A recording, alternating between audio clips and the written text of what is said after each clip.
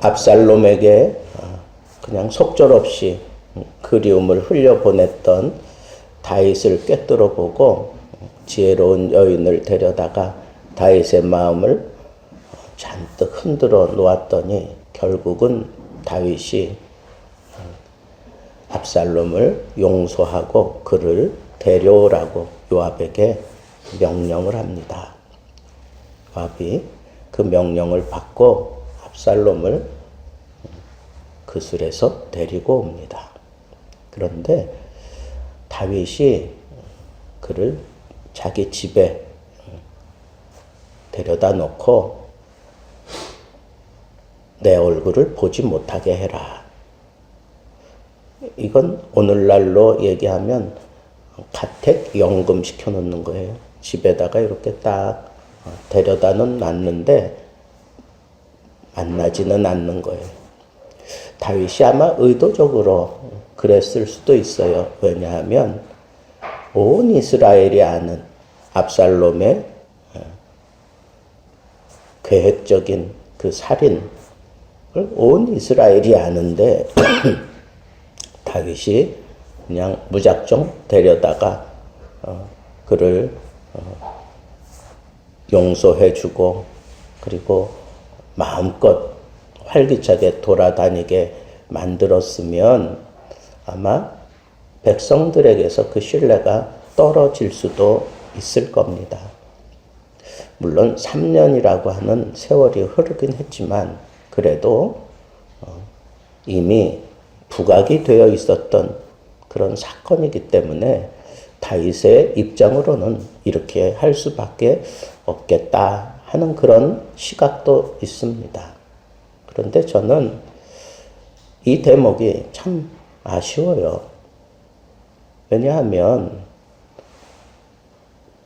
가택연금 시킨다고 할지라도 일단 데리고 왔으면 내가 너를 용서한다 라고 하는 그런 의미로 일단 압살롬을 만나야죠. 만나고 껴안고 그리고 충분히 아비의 입장, 아비의 사랑을 확인시켜주고 그리고 네가 예루살렘에서 그래도 많은 사람들 앞에 적절하게 행동할 수 있을 때까지 너 스스로 반성하며 지내라 하는 그런 메시지를 주어 그를 집안에 머물게 했어야 하는데 그냥 데려다만 놨으니까 그것도 이태 동안 2년 동안 그렇게 얼굴을 서로 보지 못했어요. 그런데 다윗의 이런 애매모호한 태도가 아쉬움을 우리에게 준다는 거예요. 내가 너를 사랑해. 내가 너를 용서했어. 그러면 분명하게 그 행동이 뒤따라야 되는 거예요. 비록 감금시킨다고 할지라도 사랑하기 때문에 그래? 아니면 분명하게 설득을 시키고 이해를 시켰으면 좋은데 그런 것 없이 무작정 갔다가 2년 동안 그렇게 가택연금 시켜버리면 괘씸한 녀석 그러면서 너 데려오기는 했지만 아직도 내가 분이 풀리지 않았어 뭐 이런 식으로 받아들일 수밖에 없잖아요. 그런 것들이 저는 안타까워요. 아니면 차라리 용서는 하지만 네가 저지른 죄에 대해서 분명하게 책망을 하고 그리고 너는 이 책망 가운데서 너 스스로 반성하면서 정진해야 돼. 그래서 나에게도 인정받고 예루살렘 사람들에게도 인정을 받아야 돼. 그러면서 책망도 하고 혹은 설득도 하고 그러면서 어떤 이 사랑하는 그 목적과 그 사랑하는 그 마음을 분명하게 전달했어야 되는데 그렇게 하지는 않고 그냥 어떻게 보면 방치시켜 놓았던 것과 다를 바가 없다는 거예요. 다윗이 진정으로 용서하지 않은 것 아닐까 하는 생각을 저는 해볼 수밖에 없어요. 여러분, 우리가 용서를 하려면 100%다 용서하세요. 그리고 그 용서한 것에 대한 분명한 행동을 보여주세요. 내가 이 사람을 용서했으면 행동으로 그걸 보여줘야 돼. 그냥 마음으로만 하고 말로만 하면 안 돼요. 회개가 마음으로 깨닫고 돌이키는 것이잖아요. 똑같아. 용서도 내가 말한 것에 대해서 책임을 지고 그에 따르는 행동이 있어야 되는 거예요. 말로는 용서한다고 하면서 용서한 모습으로 내가 그 사람을 대해주는, 그리고 그와 같은 행동을 내가 해주지 않는다면 그건 진정한 의미에서 용서라고 할 수 없지요. 행동이 뒤따라야 되는 거예요. 그러니까 용서한다고 하는 것, 이게 참 어렵다라고 하는 게 뭐냐 하면 그에 따르는 책임 있는 행동이 있어야 하기 때문에 그래요. 그런데 다윗은 그에 따르는 책임 있는 행동으로 이 압살롬을 맞이한 게 아니에요. 그래서 아쉽다는 거예요. 여러분, 우리도 살다 보면 참 괘씸하게 여겨질 때가 있고 내가 또 억울하게 그런 일들을 당할 수도 있어요. 나는 아무것도 하지 않았는데 나가 오해를 받고 아니면 저 사람의 스스로 어떤 그런 일들을 하면서 나를 참 괴롭히는 그런 일들을 내가 당할 수도 있어요. 그런데 그게 막 그냥 나를 괴롭게 하고 나를 힘들게 하고 나를 참 초라하게 만들고 그런 일들이 있었지만 내가 하나님 앞에서 받은 바 은혜를 생각하면서 그래도 용서해야지 하는 그런 믿음의 자세로 그를 용서했어요. 그러면 그게 마음으로 했던 그 사람에게 그 용서라고 하는 것을 분명하게 표현을 했다면 그 이후부터는 내가 용서한 자답게 행동을 해야 돼요. 그래야 오해가 생기지 않고 그래야 저 사람이 더 괴롭고 힘들게 보내지 않아요. 괴롭고 힘들게 보내면서 오히려 더 앙금이 생겨서 그게 더 크게 나에게 화로 덮쳐질 수 있어요. 그러니까 우리는 용서할 때 어떻게 해야 돼요? 진심으로 용서하고 그에 따른 적절한 행동을 보여주는 것까지 해야만 내가 진정으로 그 사람을 용서할 수 있게 되는 거예요.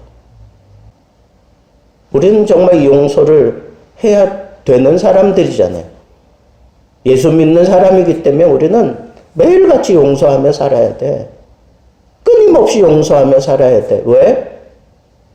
우리 주님이 그걸 요구하니까. 성경이 그걸 요구하니까. 하나님의 말씀이 그걸 요구하니까. 하나님께서도 그걸 요구하니까. 우리는 용서하며 살지 않고는 우리 스스로 견딜 수가 없어. 우리 스스로 더 어려워질 수밖에 없어요. 그러니까 우리는 용서해야 돼. 그런데 머리로는 이해되는데 행동이 뒤따르지 않으면 오히려 더 심각한 문제들이 우리에게 되돌아올 수 있다는 이 사실을 놓치지 말라는 거예요. 그러니까 우리는 용서할 때 행동이 뒤따르는 용서 늘 기억해야 합니다. 아버지의 사랑으로 용서했으면 그 사랑을 다 보여주었어야 돼요. 행동으로 그걸 보여주었어야 돼. 예루살렘 사람들이 압살롬을 용서하지 못하고 시각을 곤두세울지라도 아버지가 아버지의 사랑으로 용서했다면 그들과는 달라야죠. 그들의 눈치 볼 필요가 없어요. 내가 아버지의 사랑으로 압살롬을 껴안고 그를 가르치고 그를 훈도하고 그를 사랑으로 이끌면서 사람들 앞에 내놓을 때 진정으로 변화된 모습으로 달라진 모습으로 그 압살롬을 사람들 앞에 내보여 주었어야 되는 거예요. 사람들을 의식해서 이렇게 용서는 했지만 떨어져 있는 모습으로 그렇게 놔두는 것은 그건 방치한 것과 다를 바가 없어요. 그래서 나중에 압살롬이 그렇게 투덜대잖아요. 도대체 왜 나를 여기 데려왔느냐? 차라리 내가 그 술에 있었던 것이 더 좋았다. 그게 차라리 낫겠다. 그래서 요압을 통해서 만약에 내가 죄가 있다면 차라리 나를 죽여라 하는 식으로 그렇게 아버지에게 전언하잖아요. 그래서 결국은 두 사람이 상봉을 해야 돼요. 꼭 껴안았어요. 서로 입맞춤을 했어요. 화해에 입맞춤을 했어요. 그러나 너무 늦었다는 거. 2년 동안 그렇게 방치된 채로 거리 두고 말로만 하고 행동이 뒤따라지 않은 모습으로 2년을 그냥 놔뒀기 때문에 사실은 그 앙금이 압살롬에게 더 깊이 새겨졌어요. 겉으로는 서로 껴안고 화해에 입맞춤을 했지만 이후에 압살롬의 행동을 보면 참 괘씸하기 짝이 없을 정도로 그렇게 막 함부로 행동하고 있는, 그리고 아버지에게 아주 정면 대적하는 그런 모습으로 거침없이 행동하는 모습들을 보게 돼요.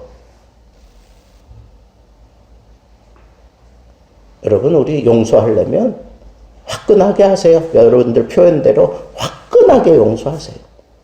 세상 사람들은 술 한 잔 걸치면 정말 죽일 것 같이 그러다가도 술 한 잔 걸치면 그냥 그렇게 풀어버리고 마는데, 우리 예수 믿는 사람들은 왜 이걸 못하는지 몰라. 왜 용서가 안 될까? 하나님의 말씀은 더 깊이 용서하고 행동으로 보여주라고 하는데 예수 믿는 사람들이 이런 걸 잘 못해요. 이게 참 안타까워. 2년 동안 그렇게 집에 갇혀 지내는 동안에 압살롬이 한 일이 뭐예요?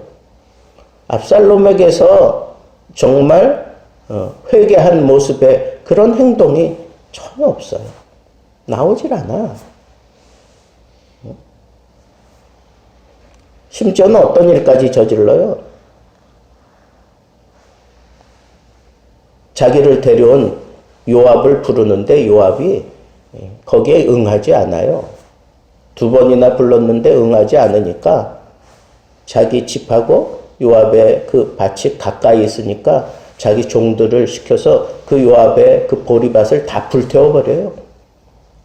그제서야 또 요압이 와가지고 왜 그러느냐 그랬더니 이제 그런 볼멘 소리를 하잖아요. 이게 변화된 모습이에요? 이게 회개한 모습이에요? 아니라고. 그리고 오늘 본문과는 전혀 상관없는 듯한 그런 말씀이 여기 들어가 있어요. 그게 뭐예요? 아주 흠이 없는, 외관상 흠이 없는 압살롬의 그런 모습이 거기 등장해요. 머리카락이 무거웠다. 용모가 빼어났다는 거예요. 흠이 없다는 거야. 머리부터 발끝까지. 이 얘기는 뭐예요? 그 압살롬의 됨됨이, 압살롬을 조명하면서 이 사람이 정말 돌아와서 자기를 돌아보면서 회개하는 모습으로 지내고 있는지 우리는 그걸 지금 보고 싶은데 무슨 얘기가 나와요? 자기 외모에 신경 쓰는 그런 모습이 자연스럽게 연상되지 않아요? 이 머리카락이 무겁다 하는 얘기는 그만큼 잘 자란다는 거예요. 그 얘기는 왕성하다는 거예요. 왕성하다. 혈기 왕성하다는 거예요. 그리고 머리카락을 이제 1년에 한 번 정도 이렇게 자르는데 그게 약 2.3kg 정도 나간대. 얼마나 무거우면. 보통 사람들보다 하여튼 이 머리카락이 대단한 자랑거리가 될 만한 그런 청년이에요. 청년 압살롬을 데려와라 그랬는데 이 청년이라고 하는 단어를 다윗이 표현을 하잖아. 그러면 그 청년에 맞게 아버지가 그 청년의 그 심성 그리고 그 혈기왕성한 이런 모든 것들을 헤아리면서 말은 청년이라고 하면서 청년답게 왜 다윗이 그를 껴안지 못했느냐. 외모에 그렇게 신경 쓸 수밖에 없는 그런 청년을 그냥 그렇게 살아가도록 그냥 방치해 두는 게 그게 용서하는 거예요? 아니잖아. 압살롬은 회개하지 않고 그저 자기 용모에나 신경 쓰고 그리고는 이 마음에서 이 행사가 옳지 못하다 싶으니까 요압의 밭에 그냥 함부로 불을 질러버리는 여전히 회개하지 않은 그런 모습을 볼 수 있어요. 또 한 가지 저는 여기서 요압도 최선을 다하지 못했다는 거예요. 다윗과 압살롬을 화해시키기 위해서 지혜로운 여인까지 동원해가지고 다윗의 마음을 흔들어서 데려왔으면 다윗과 압살롬 사이에 이 서먹하고 그리고 다가설 수 없는 그런 지경에 떨어져 있을 때 정말 상봉시키려고 했던 그 목적이 뭐냐고요, 도대체 요압에게서. 왜 화해시키려고 해요? 다윗의 마음이 막 압살롬에게 흘러가는 것을 곁에서 보고 있다가 안타까워서 그렇게 화해시켰다고 치자. 그러면 화해할 수 있는 그런 무드는 만들어 놓고 데려왔어요. 그러면 정말 진실로 회개하고 진실로 용서하고 그렇게 되도록 끊임없이 다윗 왕에게 말을 놓고 압살롬에게 자꾸 뭔가를 할 수 있도록 그렇게 했어야 되는 거예요. 그게 중매쟁이지. 그게 중보자의 모습 아니에요? 그냥 데려오기만 했어. 그리고는 그렇게 행동하지 않았어요. 여러분, 여기서 어떤 걸 느낄 수 있어요? 요압은 다윗 왕에게 인정받고 그리고 온 이스라엘 백성들에게 자기 인기를 편승시키기 위해서 자기 욕심 때문에 그런 일을 저질렀다고 하는 그 일밖에는 생각나지 않게 만드는 거예요. 저는 여기서 용서라고 하는 것이 행동이 따라야 되고 그리고 용서받는 자는 철저하게 회개해야 되고 그리고 그렇게 중보자의 역할을 했던 사람은 진정한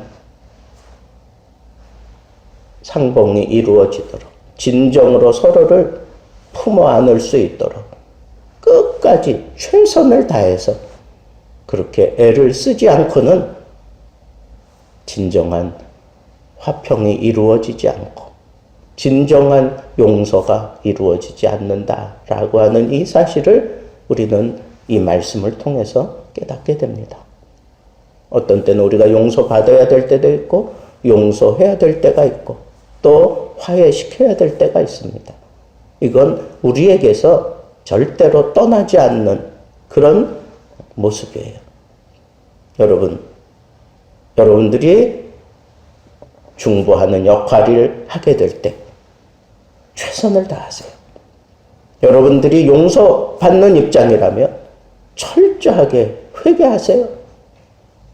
여러분들이 용서하는 입장이라면 말로만 하지 말고 행동이 뒤따르는 용서를 통해서 진정한 상봉이 이루어지도록 서로가 서로를 꽉 껴안고 화해에 입맞춤을 할 수 있도록 정말 노력하지 않고는 이 아름다운 화평의 모습이 나타나지 않는 것, 그것이 우리에게 주어졌다는 것을 생각하면서 오늘도 하나님 앞에서 화평을 추구하며 살아가는 귀한 하나님의 사람들 되기를 우리 주님의 이름으로 축복합니다.